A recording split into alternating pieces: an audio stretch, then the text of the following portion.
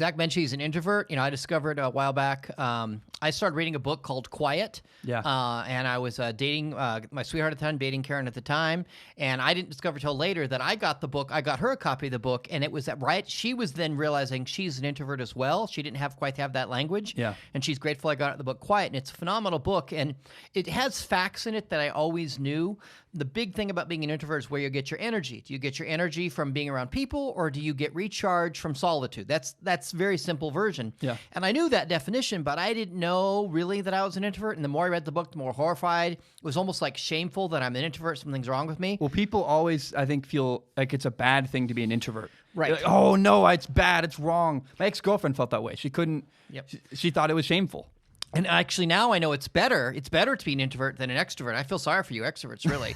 Oh, I'm just kidding. People are exhausting. So I called your brother Zeke, and I said, Yeah. Hey Zeke, I got to come out of the closet to you. And Zeke thought that was funny, because Zeke used to call me a bear, and I was not. There's not a whole bear. back. We'll explain Zeke someday. Yeah, but Zeke, okay, well, obviously, Dad, you're not really coming out of the closet, so what's going on? I said, well, I need to confess to you, I'm actually really an introvert. And without missing a beat, says, oh, Dad, you're fucked. And I said, why am I fucked? That's the last thing I expected. I can hear it as, oh, Dad, you're fucked. I can hear his voice, too. It's like, that's the last thing I expected. Why do you say that? Because you're an introvert who loves people, and they're going to exhaust you. And that's completely true. Zeke said that? Zeke said that. He's so wise. Oh, Yeah, my gosh. and How did we get lucky with it? He's my little brother and your son. How did we get him? I don't know. Amazing genes. Oh, my God. Get out of here. Yeah, baby. High test sperm. Okay, but that's when you said you're an introvert. That's part of it. Yeah. Is that where you get your energy? Well, I think you can be. I'm great with people. Girls out there, if you want to take someone to a Christmas party, I'm great at that. I can talk to anybody. I'm really good in a crowd of people, but it exhausts me. It makes me really tired. Yep. So just know, if I'm going to go out and be at a party with people, I'm not going to feel recharged. I'm going to be exhausted. And I have to go home and the next day probably be alone and play video games or watch football or work on my show. So why are you great with people? People skills. I mean, it's something you taught me my whole life. That I think I don't know how you would agree, if you would agree with this or not, but I think it's really important that the way you treat people always is kind of a representation. It's like a working resume. It's Yep. really important. If you can't work with people and talk to people, it's just a huge red flag. Well, and I think it's how you treat people, and then how you treat them also is how you think of them. Because you can look down on people and still try to treat them nicely, but that'll come across as inauthentic. You think well of people and you treat them nice, so there's those core values of who you are. That impacts your ability to connect with people. But then also you learned people skills. And I just bring that up because if someone's watching this video and they're like, I don't do well with people, that's a skill you can learn. You can develop it and you get can it better. develop it, and it takes time, but I would encourage you to read the book, How to Win Friends and Influence People. It's a fantastic book. How to win friends and influence people. Yeah, it won't teach you how to have deep, authentic relationships. It'll teach you really stupid, basic people skills that if you don't have them, you won't be able to connect with people. It has a chapter on smiling.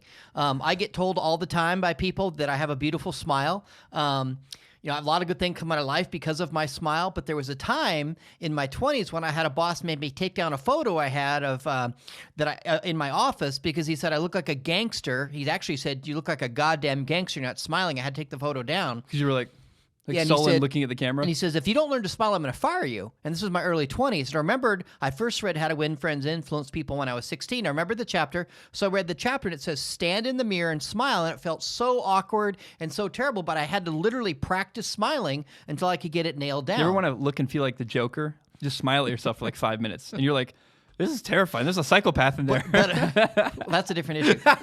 But you can learn to smile, Yeah, and you you can can. learn those basic people skills, remembering people's names, saying thank you, and that is an incredible foundation to having good people skills. It's really telling the way someone treats a janitor or a server. We were talking about that earlier, and it's important to me. I went on a date one time, and the young woman I was on a date with was so rude to the server, so mean. And I was like, you don't treat him like a decent human. There's a different level of decency here.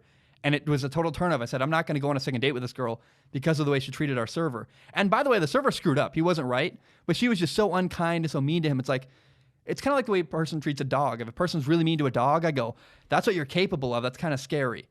And so the way you treat people really matters, and it's a representation of who you are. And if you see yourself as I'm better than that janitor, or I'm better than that server, or that bartender, you're just wrong. That's just not how the world works.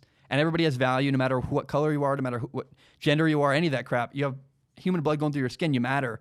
And so that's what I mean. I don't know how we got there earlier, but I was about on the cusp of saying that the way you treat servers and the people like that, or a guy at the box office at a movie theater, if you're not nice to them, it's really telling.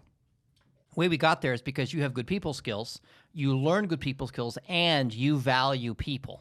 Yeah. And those two things inform how you connect with others.